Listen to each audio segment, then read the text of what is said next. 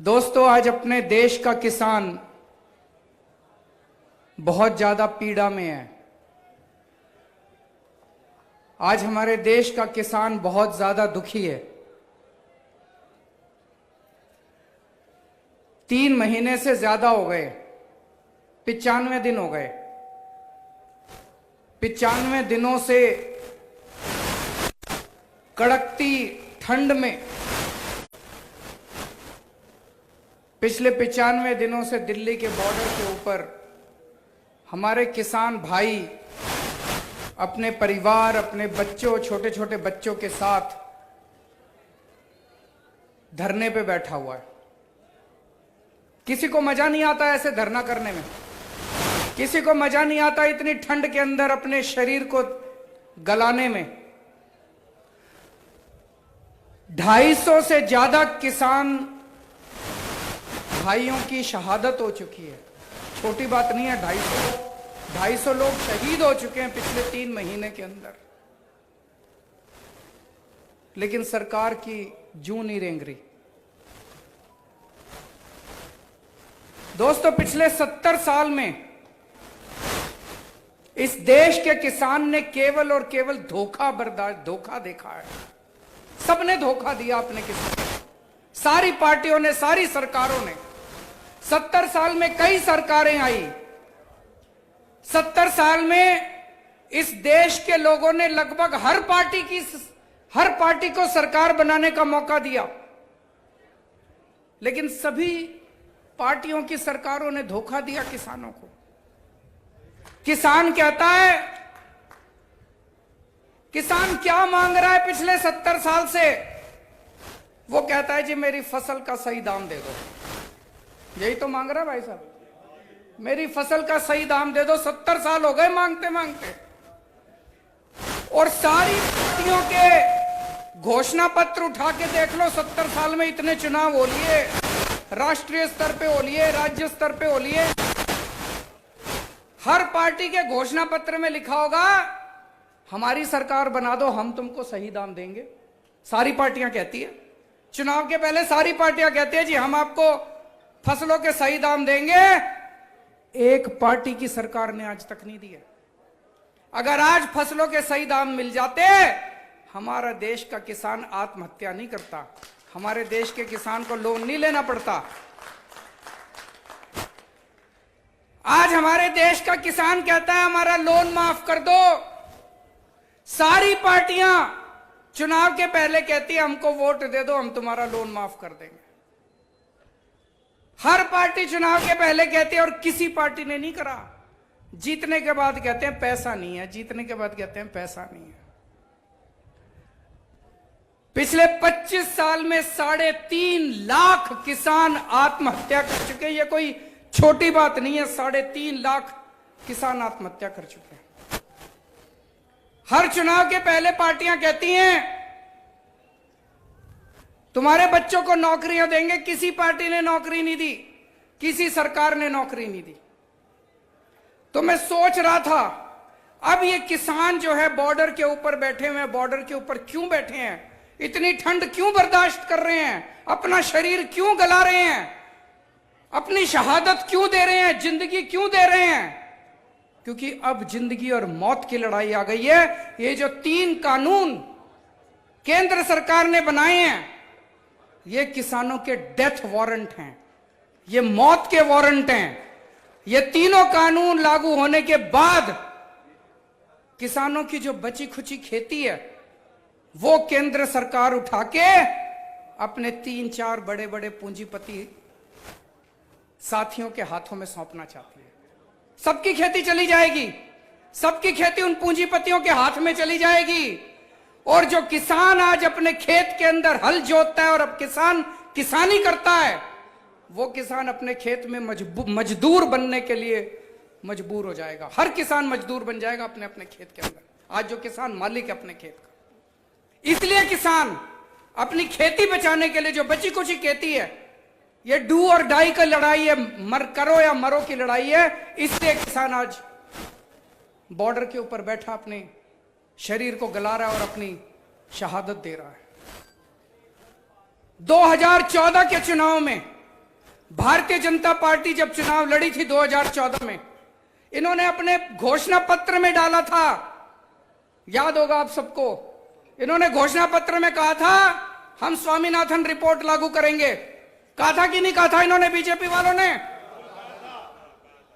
हर भाषण में इन्होंने जा जाके, प्रधानमंत्री जी ने भी पूरे देश के अंदर कहा था स्वामीनाथन रिपोर्ट लागू करेंगे, जो फसल का लागत है उसके ऊपर 50% हम आपको प्रॉफिट देंगे, एमएसपी उसके हिसाब से लागू करेंगे। अपने किसान बेचारे भोले वाले हैं, सारों ने जम के वोट दे दिया इनको, लोगों को लगा अब क्रांति आने वाली है और इनकी सरकार बन गई, भारी बहुमत से सरकार बन गई। भाई साहब, सरकार बनने के 3 साल के अंदर इसी केंद्र की भाजपा सरकार ने सुप्रीम कोर्ट में एफिडेविट दायर किया है। एफिडेविट में इन्होंने सुप्रीम कोर्ट में लिखा है, भारतीय जनता पार्टी की सरकार ने सुप्रीम कोर्ट में एफिडेविट में लिखा है कि एमएसपी नहीं देंगे। बताओ जी, पता होगा आप लोगों को? आज मैं लाना भूल गया, आपको दिखा देता। केंद्र सरकार का, भारतीय जनता पार्टी का एफिडेविट सुप्रीम कोर्ट के अंदर 3 साल 2014 में सरकार बनाने के 3 साल के अंदर इन्होंने सुप्रीम कोर्ट में लिख के दे दिया एमएसपी लागू नहीं करेंगे। ये तो धोखा हो गया जी, ये तो पीठ में छुरा घोप दिया, झूठ बोल के वोट ले लिए किसानों के। किसान बेचारे भोले वाले थे, 70 साल से धोखा खा रहे थे। किसानों ने सोचा चलो भाई इस बार ये लोग कह रहे हैं, इनकी बात मान लेते हैं। इनकी बातों में आके किसानों ने वोट दे दिया और उन्होंने धोखा दे दिया। आज पूरे देश के अंदर जिस तरह से किसानों पे ये सरकार अत्याचार कर रही है, पानी की बौछारें बरसाई जा रही हैं, वाटर कैनन छोड़े जा रहे हैं, लाठियां बरसाई जा रही हैं, कीलें ठोकी जा रही हैं। ये दुश्मन है क्या हमारे देश के? ये किसान है हमारे देश के दुश्मन है? ऐसे तो कोई दुश्मन के साथ नहीं करता, ऐसे तो अंग्रेजों ने नहीं करा था हमारे किसानों के साथ। जब अंग्रेज थे, अंग्रेजों ने भी इतने जुल्म नहीं करे थे। उठा के देख लो इतिहास, इतिहास के अंदर जब अंग्रेज आते थे अपना वसूल करने के लिए अपना लगान, ऐसे इतने अत्याचार तो उन्होंने, अंग्रेजों ने नहीं करे थे। कीले ठोकने का काम तो अंग्रेजों ने नहीं करा था, तुमने तो अंग्रेजों को भी पीछे छोड़ दिया। और अब ये हमारे किसानों पे झूठे मुकदमे कर रहे हैं। ये लाल किले का पूरा कांड इन्होंने खुद कराया कि नहीं कराया है? भाई साहब, मैं दिल्ली का मुख्यमंत्री हूं, मेरे पास बहुत लोग आते हैं, उत्तर प्रदेश के लोग भी आते हैं, किसानों के नेता भी आते हैं, पंजाब के लोग भी आते हैं। सबने मेरे को आके कहा जी, उस दिन उन्होंने जानबूझ के रास्ता दे रहे थे, बोले हमको तो दिल्ली का रास्ता नहीं आता था। वो खड़े थे और कह रहे थे इधर से जाओ, इधर से जाओ, इधर से जाओ, जानबूझ के उधर भेज रहे थे। और जिन्होंने झंडे फहराए वो इनके अपने कार्यकर्ता थे। हमारा किसान कुछ भी हो सकता है, हमारा किसान अपनी जान दे सकता है, हमारा किसान देशद्रोही नहीं हो सकता।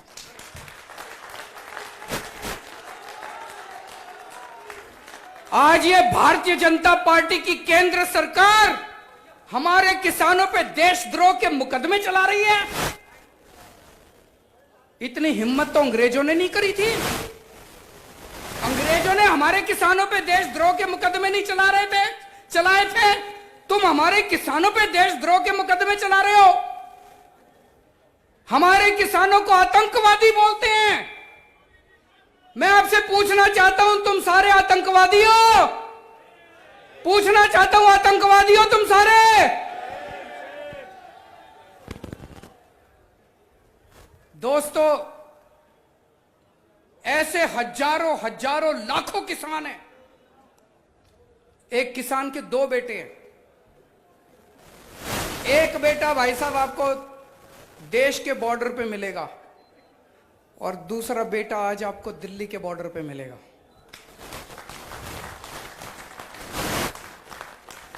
एक बेटा किसान है, दूसरा मेरा जवान है। आज जब हमारे देश के बॉर्डर के ऊपर खड़ा हुआ सैनिक देखता है कि ये भारतीय जनता पार्टी वाले और उनकी केंद्र सरकार दिल्ली के बॉर्डर पे बैठे हुए मेरे भाई को और मेरे बाप को आतंकवादी बोल रही है, तो दोस्तों सोच सकते हो उसके सीने पे कितना उसको दुख होता होगा।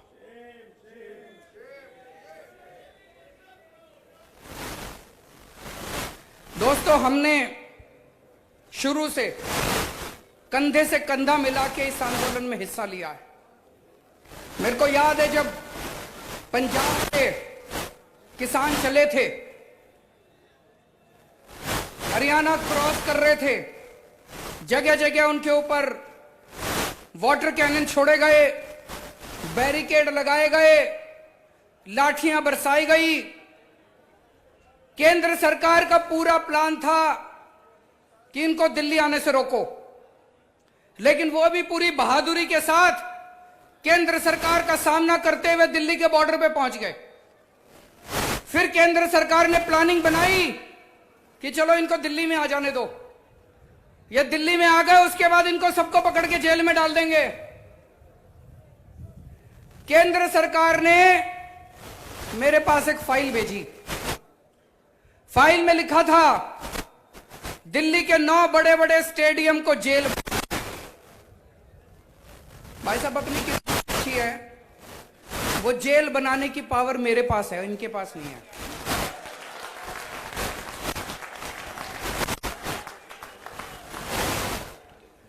इनको फाइल मेरे पास भेजनी पड़ी, तो इन्होंने फाइल मेरे पास भेजी और उसके भाई साहब जितने फोन पे फोन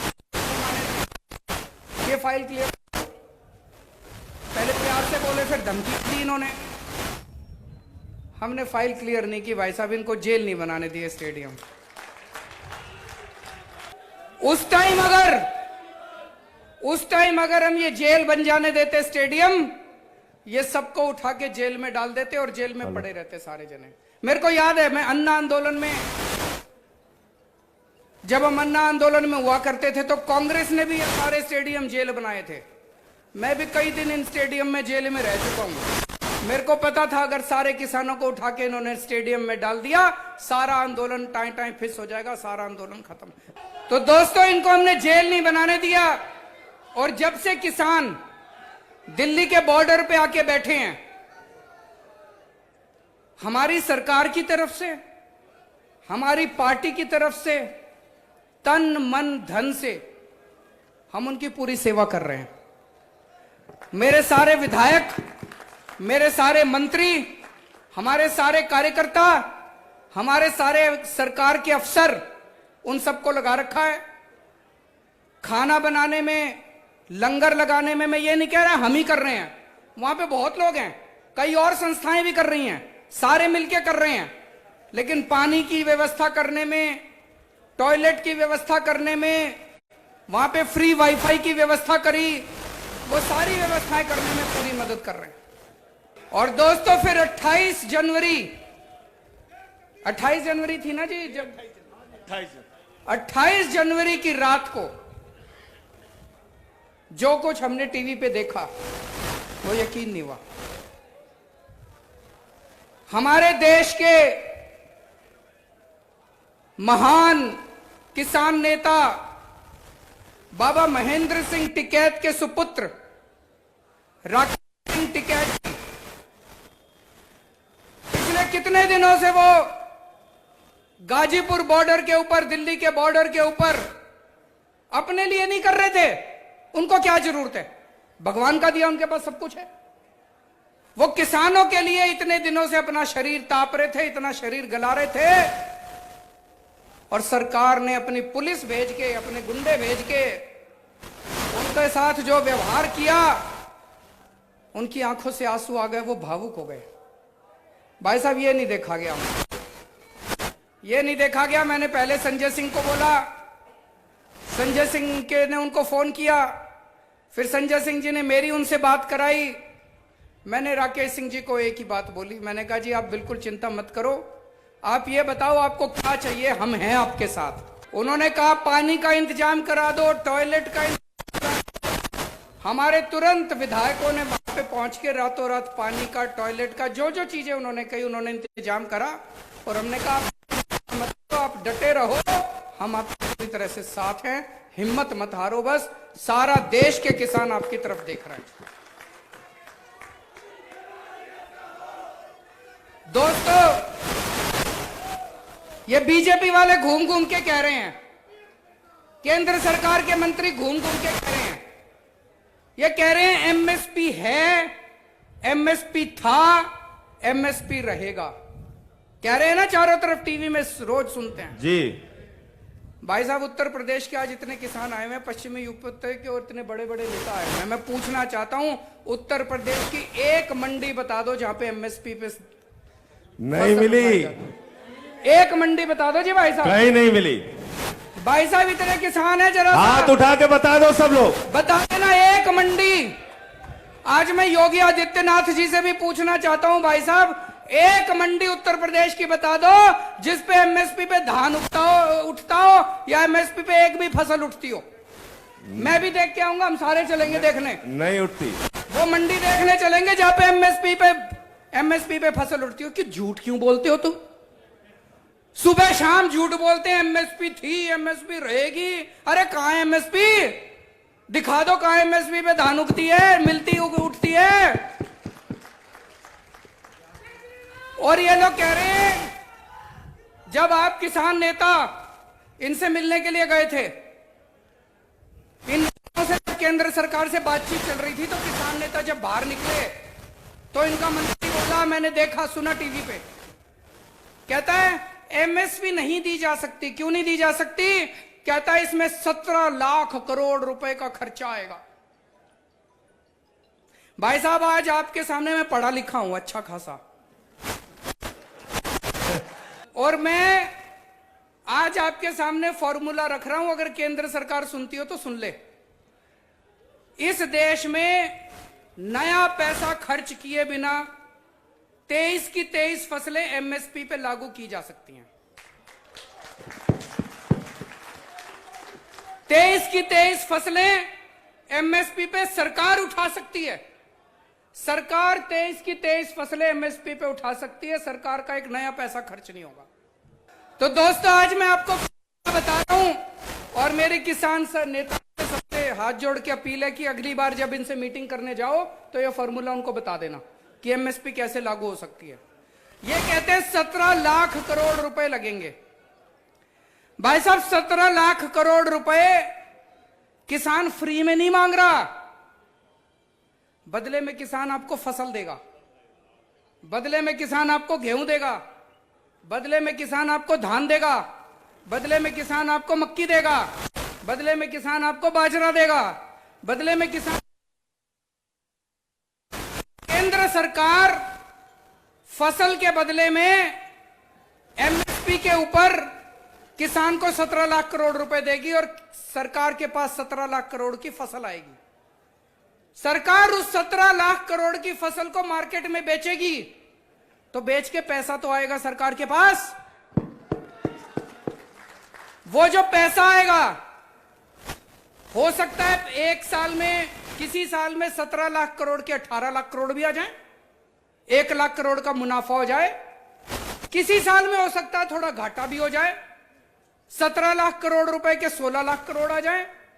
किसी साल में 17 लाख करोड़ के 20 लाख करोड़ भी आ जाए। किसी साल में घाटा होगा, किसी साल में मुनाफा होगा। सारा 10-15 साल में बराबर हो जाएगा, कोई घाटा नहीं होगा, कोई फायदा नहीं होगा।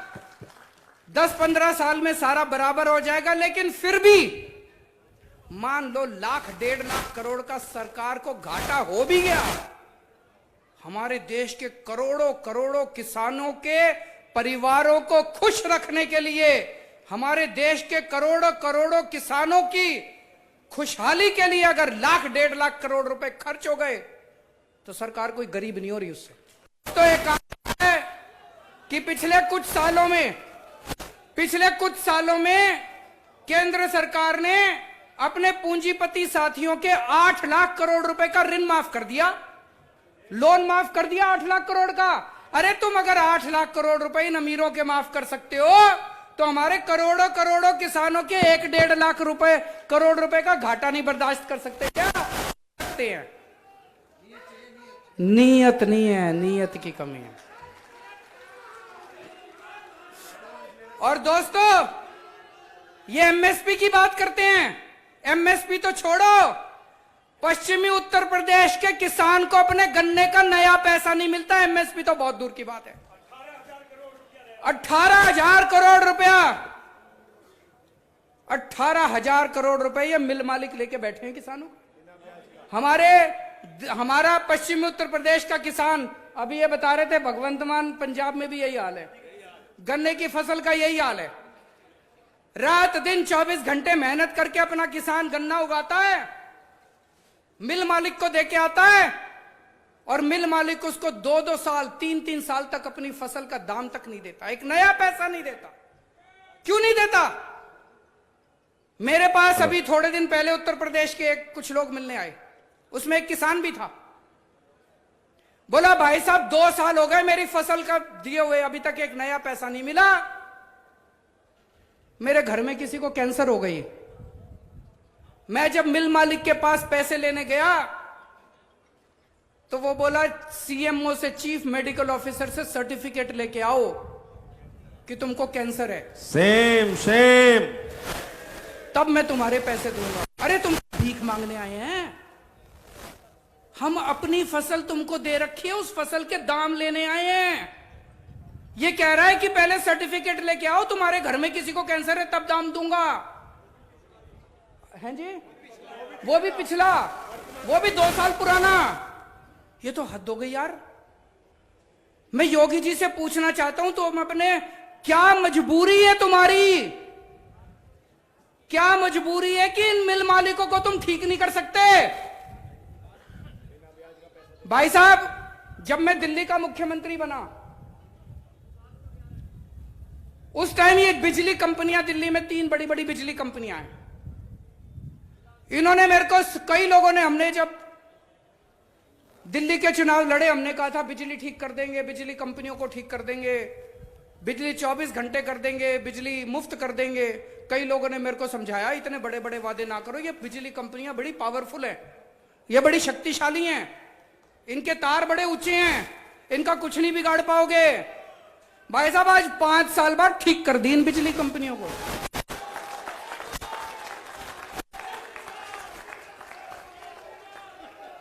ये क्यों नहीं करती? पहले दिल्ली में 7-7, 8 घंटे के पावर कट लगते थे, 20-20 हजार रुपए के बिजली के बिल आते थे। आज 24 घंटे बिजली आती है और 0 बिजली का बिल आता है। मुफ्त में बिजली मिलती है लोगों को, दिल्ली के लोगों को मुफ्त में बिजली मिलती है जी, 24 घंटे बिजली मिलती है। यही बड़ी बड़ी पता नहीं क्या कहते हैं लोग, इतनी बड़ी बड़ी कंपनियां हैं, बड़ी पावरफुल कंपनियां हैं। केजरीवाल जी, ये काबू में आने वाली नहीं है, काबू में कर दी। और ये चीनी की कंपनियां, छोटी कंपनियां हैं। भाई साहब कह रहे हैं पैसे खाते हैं इनसे।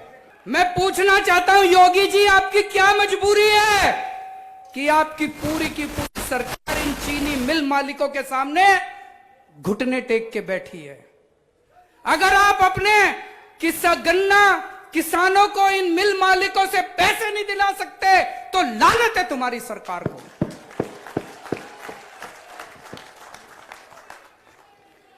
दोस्तों, दिल्ली वालों ने,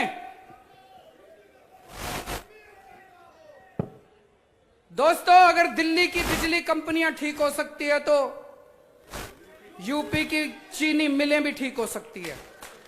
अरविंद केजरीवाल, फर्क केवल यह है, सही नीयत वाली सरकार लानी पड़ेगी, अच्छी नीयत वाली सरकार लानी पड़ेगी। और जिस दिन उत्तर प्रदेश में अच्छी नीयत वाली सरकार आ गई, भाई साहब, मैं कह के जा रहा हूं, इधर आप अपने ट्रैक्टर से मिल के अंदर गन्ना छोड़ के आओगे, घर पहुंचोगे, उसके पहले आपके खाते के अंदर अरविंद केजरीवाल। और ये गारंटी है, ये गारंटी है, ये हो सकता है कि आप अपने गन्ने को छोड़ के आओगे मिल के अंदर, घर पहुंचोगे उसके पहले आपके खाते के अंदर पैसा आ जाएगा।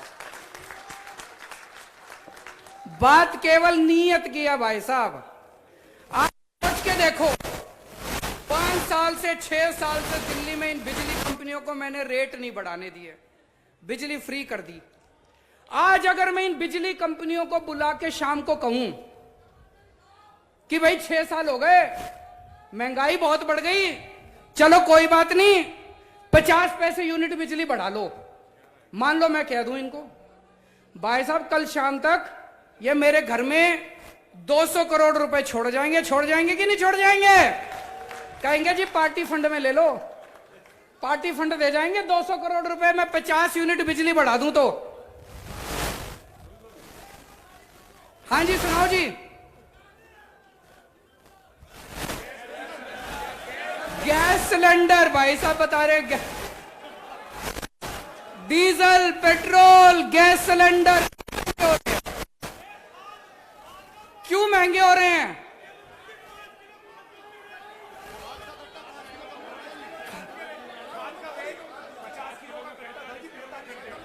खाद का कट्टा 50 किलो से 45 किलो कर दिया नहीं कर दिया? रेट बढ़ा दिया और बजट कर दिया। सारी चीजों में भाई साहब एक ही चीज है, मैं तो छोटा सा आदमी हूं, कल तक मेरे को कोई जानता नहीं था। एक ही चीज सिखाऊं 6 साल में, आपका सबका बेटा हूं, आपका सबका छोटा भाई हूं, आप लोगों की दया से, आप लोगों के प्यार मोहब्बत से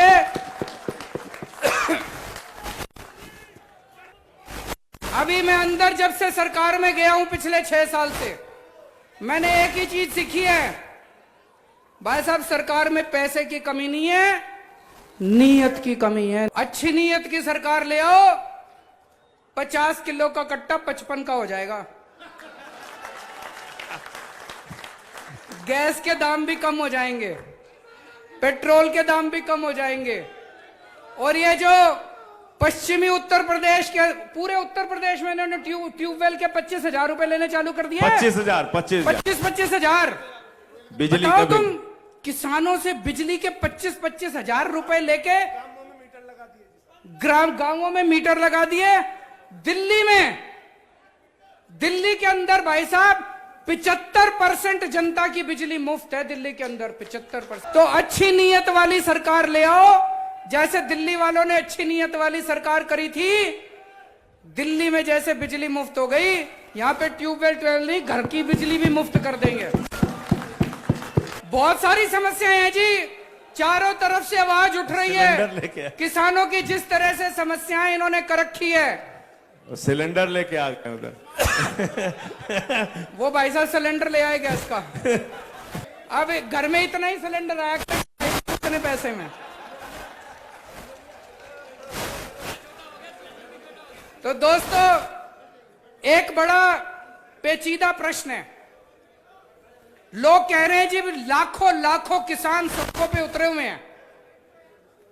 जब इतना बड़ा किसानों का आंदोलन चल रहा है तो भाई साहब केंद्र सरकार ये कानून वापस क्यों नहीं ले रही? केंद्र सरकार की क्या मजबूरी है? केंद्र सरकार ने इन पूंजीपतियों के सामने क्यों घुटने टेक रखे हैं? वो कह रहे हैं भाई साहब एडवांस ले रखा है इन्होंने, बयाना ले रखा है इन्होंने, बयाना उठा रखा है इन्होंने। तो दोस्तों आज मैं एक ही चीज कहना चाहता हूं, आपका आंदोलन बहुत पवित्र आंदोलन है और ये केवल किसानों का आंदोलन नहीं है, ये इस देश के एक एक देशभक्त का आंदोलन है। जो भी भारत से प्यार करता है वो इस आंदोलन के खिलाफ हो ही नहीं सकता। इतना पवित्र आंदोलन है, इतने अच्छे तरीके से चलाया जा रहा है, कोई हिंसा नहीं किसी तरह की, और इतने प्यार और मोहब्बत से सारे धर्म के लोग, सारी जाति के लोग, ऊंचा आदमी नीचा आदमी, हर आदमी इसमें शामिल है। आपके आंदोलन में मैं कोई एहसान नहीं कर रहा, मेरा फर्ज बनता है, हर देशभक्त का फर्ज बनता है। और आज मैं ये कहने के लिए आया हूं कि आपका बेटा, आपका छोटा भाई पूरे तन मन धन से आपके इस आंदोलन में शामिल है और मैं उम्मीद करता हूं कि ये सरकार को अंत पंद में किसानों के सामने झुकना पड़ेगा। Hello everyone. HW News English is 2 years old now. When we started this venture, we promised ourselves one thing, that news should remain free, because right to know is the right of every Indian. But to keep news free for everyone, we need support from some of you. And thus we have rolled out membership on our YouTube channel HW News English. But mind you, the membership is completely voluntary. The programs that we were doing earlier, that we are doing now, will continue to remain free. First level is a basic level. Here you can be our supporter by paying rupees 199 per month. This membership gives you certain perks and benefits. The perks include unique badges in front of your name, a live show from Mr. Sujit Nair and from Mr. Akhilesh Bhargava per month for our members. You can also vote in some exclusive members-only polls. Now the second level is Super Supporter. Here you can be our Super Supporter by paying rupees 3,999 per month. This membership will include every perk that comes with basic level. Additionally, our Super Supporters can be a part of a WhatsApp group where we can have discussions and suggestions on various topics. The second perk includes a gift pack with our merchandise. And the third perk is a Google Meet with Mr. Sujit Nair, where you can join the meet and ask your questions to Mr. Nair face to face. Lastly, if you like, we would give a shout out to our super supporters in our programs. So, hope to see you soon with our badges.